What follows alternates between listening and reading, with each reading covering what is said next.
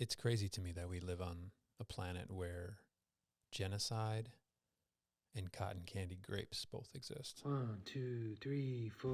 The really Fun. the really Fun. the really Fun. the really Fun. the really Fun. the really Fun. the really Fun. the really Fun. it's a really fun wow Fun. show. Fun. The really fun wow show. Oh, how fun. Hello, and welcome to the Really Fun Wow Show. You came back. My name is Daren Thomas McGee. Welcome to the show. I got a new mic stand, about, $33 on Amazon. So we're even more in debt here at the Really Fun Wow Show. Yeah, this show costs me, well, we got a bunch of hard costs here, fixed costs, recording equipment, mic stands, ring lights, camera, probably a good $1,000 in the hole right off the bat. And then recurring costs, what's that, $12 a month to host the podcast, my time and effort, which is completely invaluable. I mean, we can't even put a number on that. Yeah, it's fun though. I mean, to be able to do something, I think there's probably people that do lots of things that cost them money and they don't make any money back, but they have a good time doing it, right? That's really all that it is that I'm finding life to be the most important aspect of, is have fun.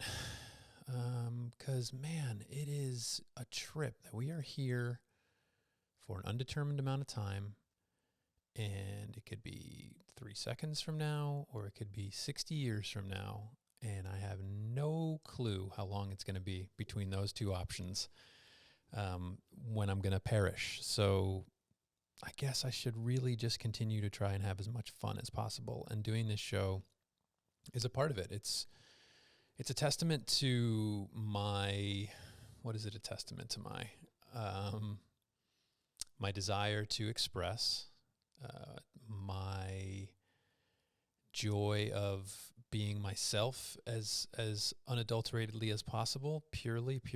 You know, I don't know about you, but when I'm talking most often, I have no idea what I'm about to say. And this show is hard evidence of that. Sometimes I take notes and I list them on the behind the camera, but I never look at them.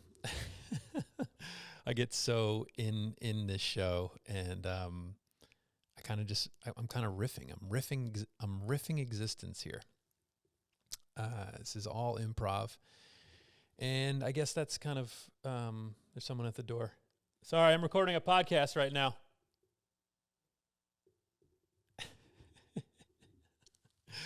I have no idea who that is. I shouldn't have drawn my curtains open. I usually have my curtains closed. Well, that could have been somebody who wanted to buy something from me, and I should have let them in and taken their money. Which brings me back to the point I was making around riffing existence. This is just a Monday afternoon, and I decided to come to my studio and record this episode. And it is about, I think this episode is about my career. I took some suggestions from people and got some really good responses of things that you guys want to hear me talk about, which still I'm just in awe of the fact that anybody wants to hear me talk about anything. It really means a lot. So my career has brought me to this point right here, right now, on this Monday afternoon, President's Day, favorite holiday, recording this episode. At this point, I guess maybe we can reverse engineer this. At this point, I have a studio, which I'm in right now, which started off as a not really sure space, like rent the space, figure it out kind of thing. And when I first rented this space, it wasn't really anything too coherent or consistent for a while. It became like a really way too big art studio, especially for the medium that I work in. Like, I don't do like large canvas pieces, and I don't really require a whole lot of square footage in the art that I make, because most often I'm just sitting at my computer, which obviously doesn't take much more room than the size of a computer. So for a while, this space was like really big, and I didn't know what to do with it. And eventually, and the things that it needed to be is what it became. And it was me and a printer for a little while when I was starting to sell my art prints. Oh, did you hear that? There's like a spring in this new mic stand, and it sounds like a kind of a sweet little bass line. Yeah, $33 on Amazon. So yeah, that's when I started selling prints of my work, and I had a little printer that I would print the prints of my work out and chop them up and ship them out, mail them to people and stuff. And it was a very, very humble operation. And it lasted for a while like that. And then trying to like in real time remember what the course of events here, which was probably something I should have done before recording a podcast, but bear with me here. Again, I'm riffing existence. And let's see, kind of blah, blah, blah, selling prints. So now I should get some t-shirts and tote bags and bringing those in. Those require a little bit more space. And then kind of more and more inventory, not a huge amount. And then it got to a point where I was getting wholesale accounts, and then I needed to bring in help, but I am not one to, I find it, I'm almost incapable of asking for help for anything. I'm getting better at it. I shouldn't speak that way, but it's difficult for me. I'll do it. And so a chance encounter with a friend I made at the coffee shop in town, Kevin, who's now studio manager Kevin, is his official title. And I think his legal name, I think he changed it to studio manager Kevin.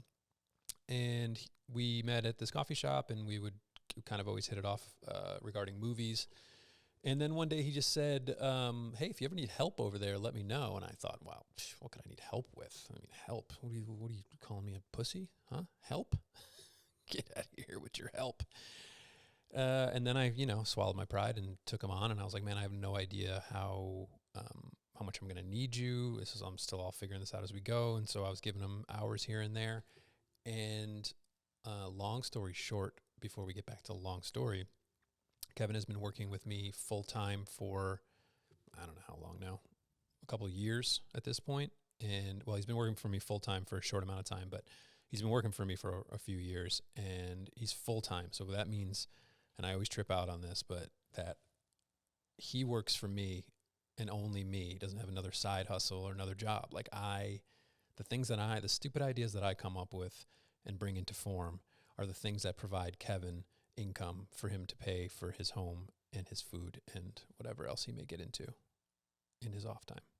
It's a trip to me. It's so wild. And I don't take him for granted.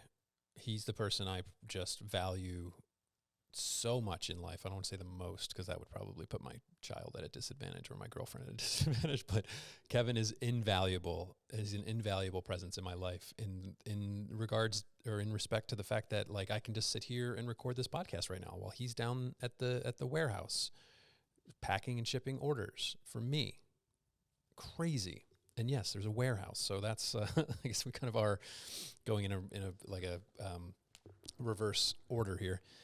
So that's where we're at now. We have a warehouse because in this space that I'm currently in right now, the studio, it's called the Wow House. I kept getting more inventory and more t-shirts and like just more things to sell. And it kind of got like uncomfortably small in here, and it just wasn't organized, and it just became evident that we needed a bigger space, which is, incredible for a small business to ever get to that point where they feel, like you need more space, that it's this kind of acknowledgement that business is good, that you can take the next step. And it felt so natural, and it didn't feel like it was anything that was a stretch or anything that was a risk. And I looked around for some places and found one. For those who obviously, probably a lot of you aren't familiar with the geography around here, but I live in a small town called Ojai, and the warehouse is in Ventura, which is like 25 minutes from here. And so that's actually closer to Kevin's house, so it's more beneficial to Kevin, and Kevin's the best, and that's his space down there, and that's amazing.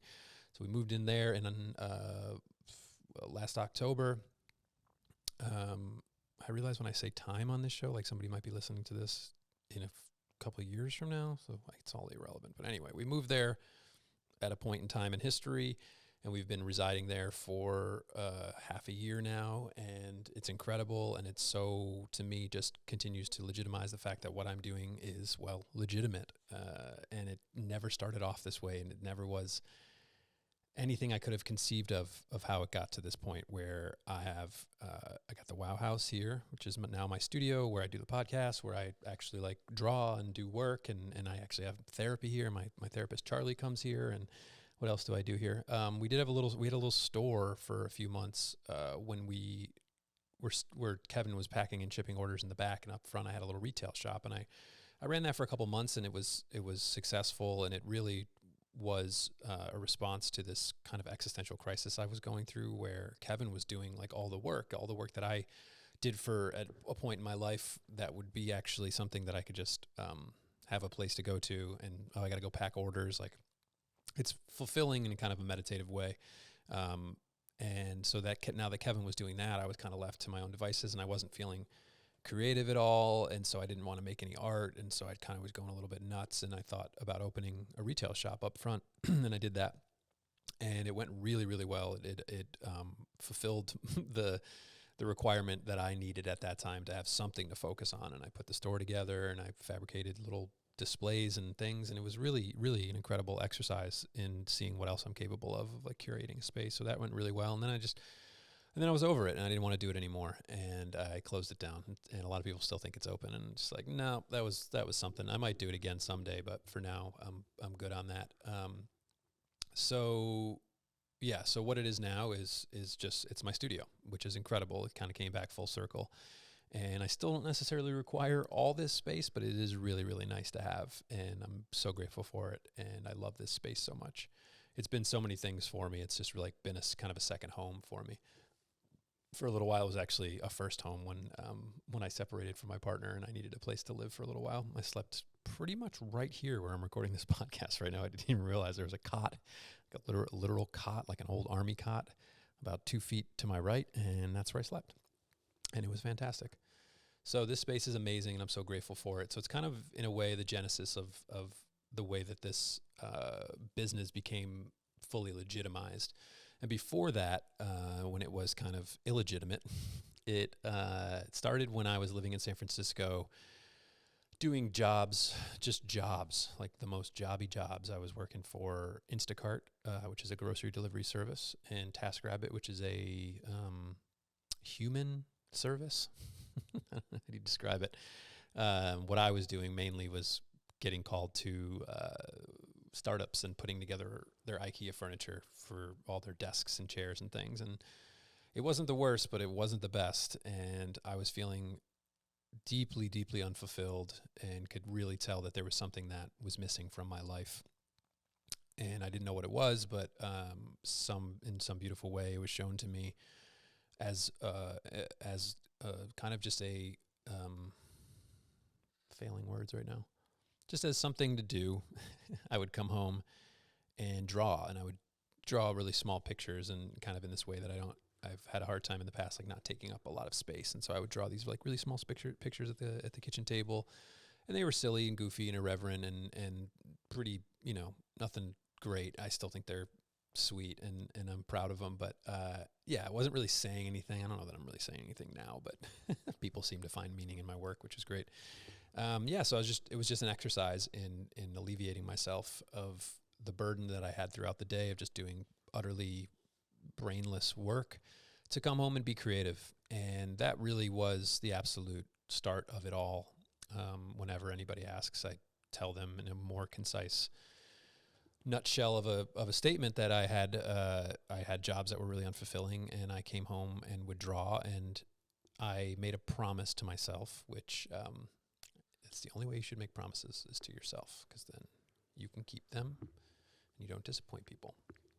I made a promise to myself that I would draw something every single day, and I did that for a number of years. And whether it was something small or not, or more significant, I did that. I stuck to that, and that kind of like working towards the 10,000 hours of it is something that I think was vital to my success. And certainly the path that I took through Instagram, where when I was drawing these little pictures, I would post them on Instagram. And at that point, it was a very personal Instagram account. It was, a couple hundred people, which was probably active people, not even that many. And it was family and friends, and nobody really outside of my circle. It was used in the way that I think a lot of us often use social media for, if not for business purposes, then for it's your personal life. You put up pictures of your kids and your dog and shit. And I was using it as that, and then I started to put kind of intersplice these drawings that I was doing, and people saw that. And again, it's people that I know, and they then were asking me to draw things for them. I'm explaining it like in the most simplistic way, because it is the most simplistic way that it all worked out, is that I would get, hey, can you design a wedding invitation or an album cover, or just, a myriad of ways that people need custom illustration for the projects. And so that's what happened. So it was really just a matter of putting myself out there, showing the world that I was doing something. And it's like a kind of, if you build it, they will come type scenario, is where you have to really let the universe know that you're doing something, and the universe will respond. Your efforts won't go unnoticed if you're putting effort into something. I really believe that. And for me, it was no more evident than consistent posting on Instagram. And this was a time where it was, I think, the heyday of Instagram, where you could garner an organic reach without having to give Instagram any money to boost posts and do all the stuff that they eventually came to be known for.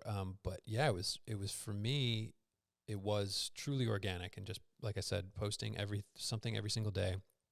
And then the snowball just kept rolling, and I kept getting more and more illustration work, and it was a trip, because it just started to feel legitimized like pretty early on, where I was like, wow, I'm being recognized for what I'm doing, and my services are needed.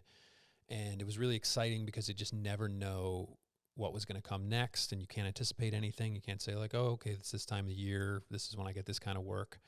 And it was also required me to just continue to be crafty and creative, and figure out ways to make money. Like, oh, I'll draw your portrait for $80, and just ways to continue to harness what it was that I was doing.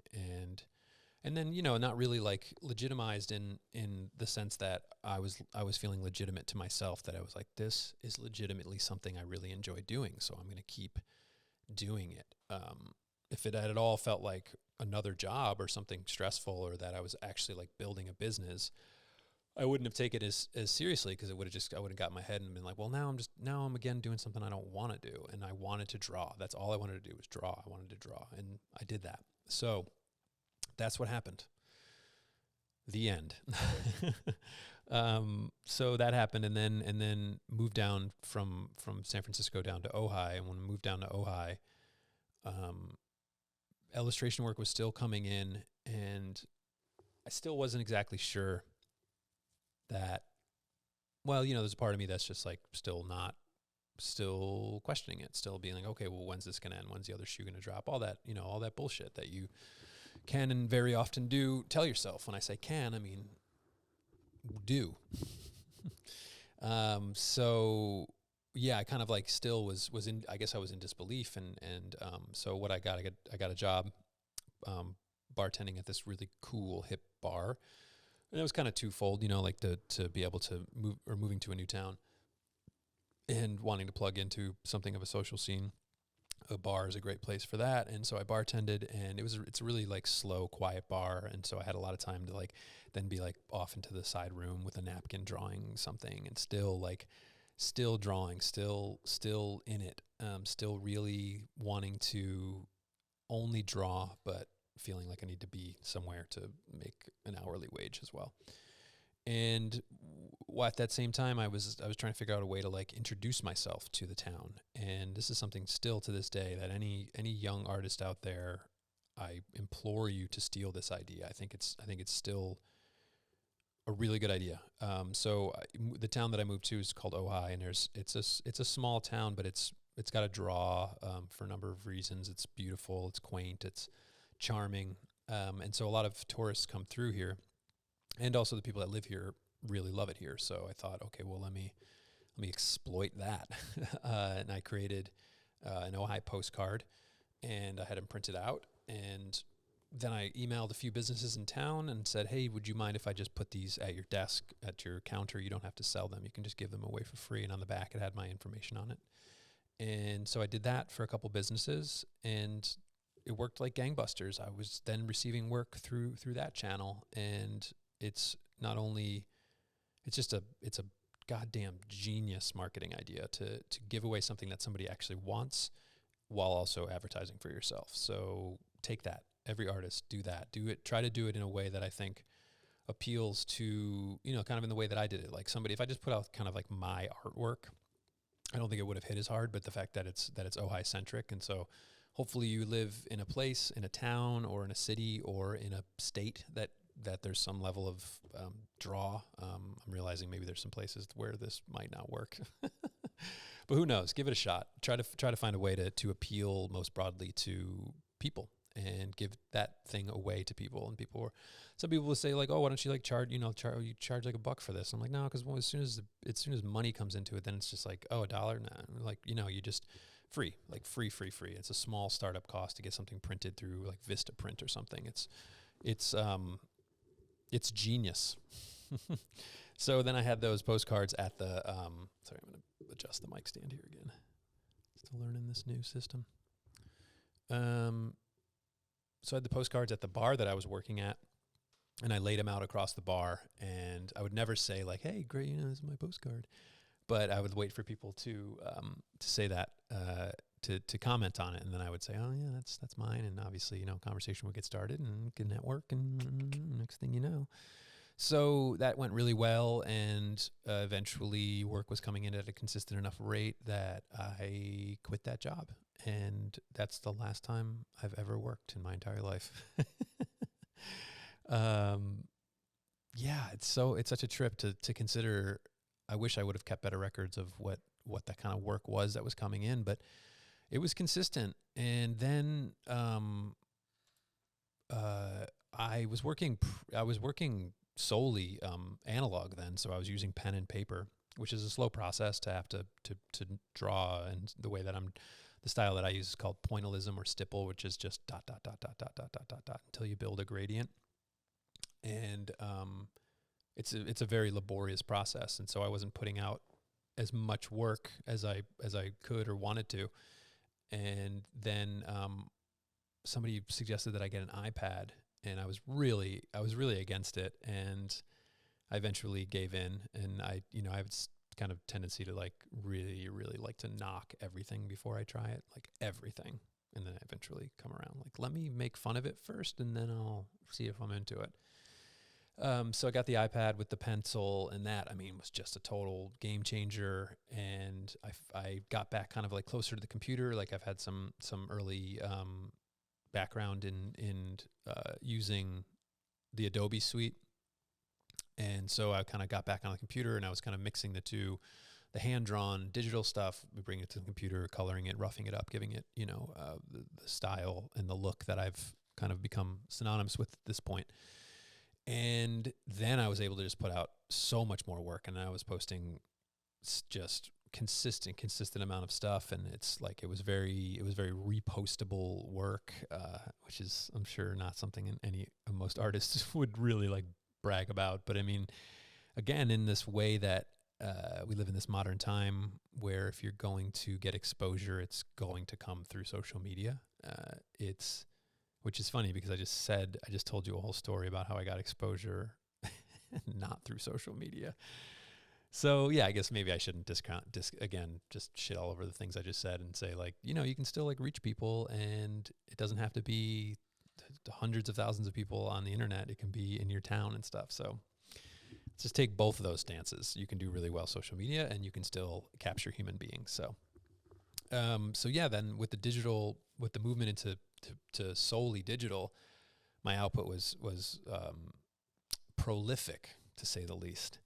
And I just posted a lot, and just people would repost, and it caught on, and it got to a point of like growing insane numbers by the months. And that itself is worth its weight in gold, to clearly have that level of exposure and to just be able to reach an audience. And that's like worldwide too. So the social media stuff, in contrast to the local shit, is like I got fucking people in Spain and Poland who are seeing my work. Like, it's crazy. Not just those two countries, every country on the entire planet.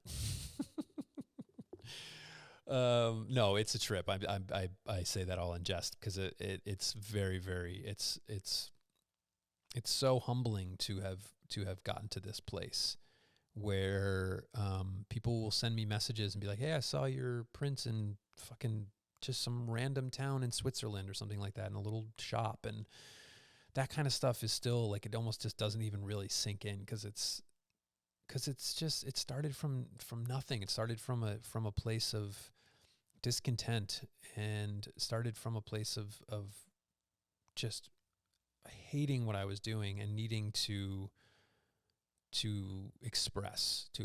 And that's really if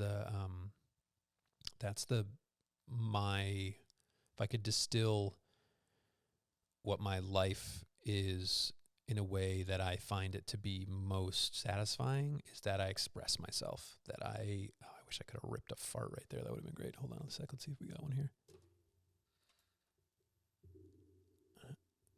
No, I'm not actually trying to fart with my butt right now. There's a sound bank on the side of this recording device that plays sounds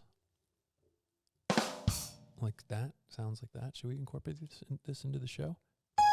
Oh. Yeah, that's the one.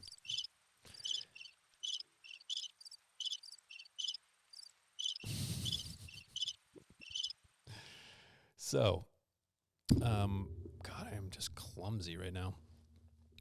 I think that expression is not if what we are here for on this planet, but what we are capable of on this planet, that I think is vital. And I implore people, when I've spoken at a couple of one high school a couple of times, and that's always the crux of my talk is just imploring these children to express themselves and to do it in a way that feels natural and not forced, and not doing it for the followers or for the likes, like really doing it for yourself. And again, I could have never thought, when I'm sitting at a little kitchen table, drawing a tiny little picture of Colonel Sanders taking a shit in a KFC bucket, that I would someday be talking to you folks. So I was enjoying the process of drawing that picture of Colonel Sanders taking a shit in a KFC bucket. And that's as far as it went in that moment. The process was what I was enjoying. And I remained in that for a really long time. And it's taking me to a place where I've moved more towards doing it for the people and doing it for the money, because it's now my job, that it's like, well, if I don't do shit that people like, then I don't make an income. So now it's so intrinsically tied to my well-being and my livelihood that it's taken some work to get back to the process, to get back to the place where I enjoy what I'm doing. And I don't give a shit what anybody else thinks. Right now I'm enjoying drawing this little picture again. That's kind of, again, for another part of my career, and all of the stories come back around full circle, is just to get back to the place where I've built a brand, I've built a business, I've built such a back catalog of work that sustains itself, to come back around to do this kind of shit, to just be goofy on a podcast for a little bit, and to draw, and to do absolutely nothing. So for all of you who have been with me since the beginning or are just joining me now, you are the reason that I get to live the life that I love. And I'm so goddamn grateful for all of you, for paying attention, for showing any interest, for doing anything at all that helps support this life of mine. So I love you all so much, truly, truly, truly. And I haven't figured out a good way to end this show yet, which is a bummer. Shit. Well, that's it. I love you. That was the really fun wow show. All right, we're done. Oh, yep. Okay, bye.